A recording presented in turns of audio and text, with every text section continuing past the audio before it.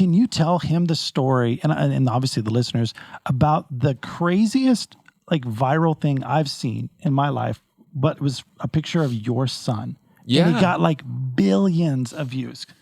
So I had knee surgery back in 2015, and I come home from knee surgery, and my son had been dealing with allergies. And so basically what the doctors came up with was like, pollen count's really bad in Georgia in your area. There's going to be a few weeks in the spring where you're just going to have to keep him indoors. And How old was he? He was like, I think 5 at the time, 4 or 5. And so basically I told him, I was like, hey, he's like, he was devastated. I can't go outside. He couldn't go outside on school breaks or anything.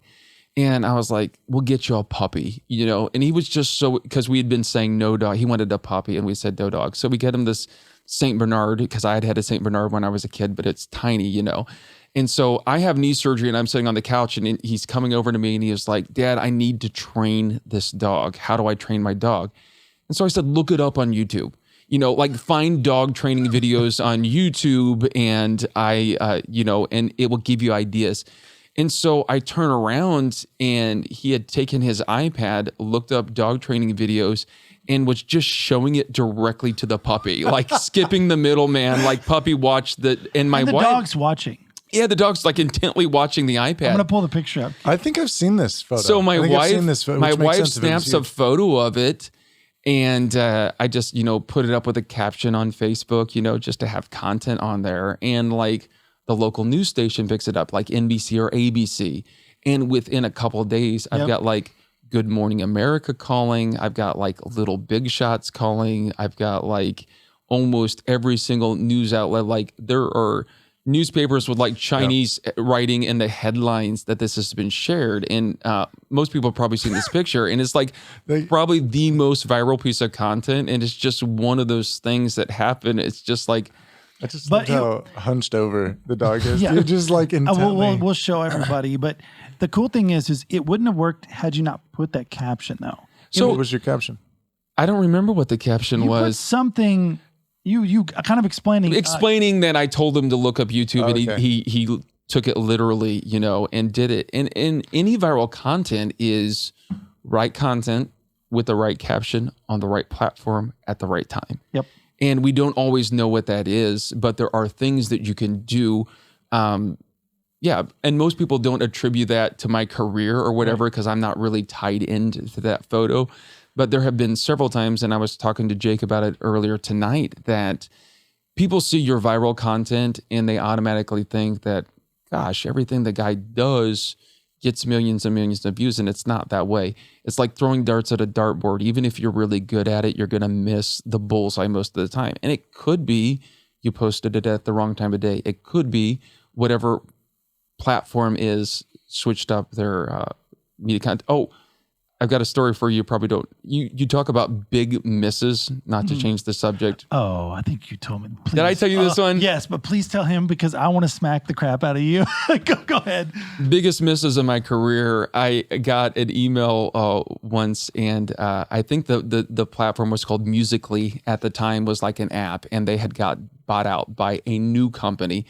And this new company had seen that we'd had a bunch of viral stuff, and they're like, hey, we want to make you an influencer on our new platform. We need you to come out to California to a convention. We have a booth there. And all we have to do is you have to download this new app and you have to make a few pieces of content. We'll walk you through how to do it. And we can feed you all kinds of views and we'll set you up as one of our influencers. I'd never heard of this company before. And I had like, a couple of dates that I was going to have to do that I was going to have to miss to go do it because these were on certain days. And I'm like, I'm going to be missing out on like $5,000 if I go to this thing in California and this thing. The app was TikTok. And it was at the very beginning before anyone knew what it was. And I got the email from them and I passed. I'm like, I'm going to make the solid financial choice and go run my gigs this weekend. I will not do this. But the people who were early adopters, they fed all the views. Yeah, because all the followers. They basically needed to show that how the platform worked. This is like the name had not even been released yet. They need to show how the platform worked and how, there was nobody creating content on that platform. So being an early adopter, like you don't always hit it. And that was maybe the biggest miss of my lifetime on something. Man. Live and learn. When was that?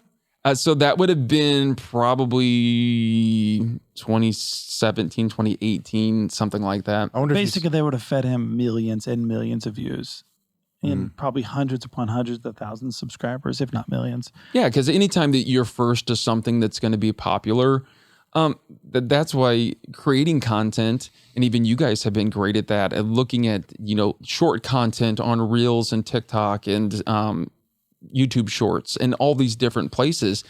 It's getting that content out. Sometimes it's not that people have the wrong message. It's not that what people say isn't interesting. It's not at the right place at the right time for it to be consumed. Mm-hmm. Well, when we found out that YouTube was coming out with shorts, I didn't even know what that was, shorts. And then I looked it up. I was like, oh, they're going to try to compete with TikTok.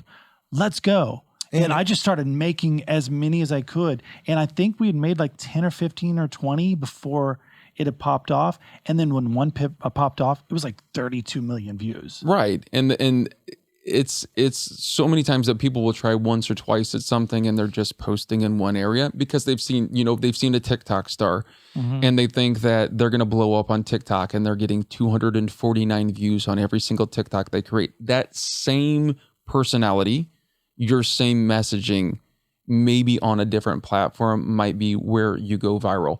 And people don't see the misses, right? So people see all your viral content. They see the photo, they'll see a video with a bunch of views, and they don't really see all your misses.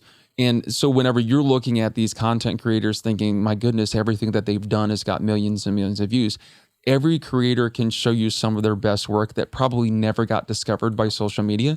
And every creator can show you something that is just like you're in that picture that you showed. My son's in the background with a towel coming to clean up the dog pee off the floor. Like it's just this moment. Yeah, it's just this moment that's happening there. And you're thinking that will be the most viral thing. And I worked so hard at songs and different things. And then the internet's like, nah, we want this. Hey, thanks for watching this clip. If you want to see the full podcast, be sure to click on the link in the description. And if you feel like it, hit subscribe.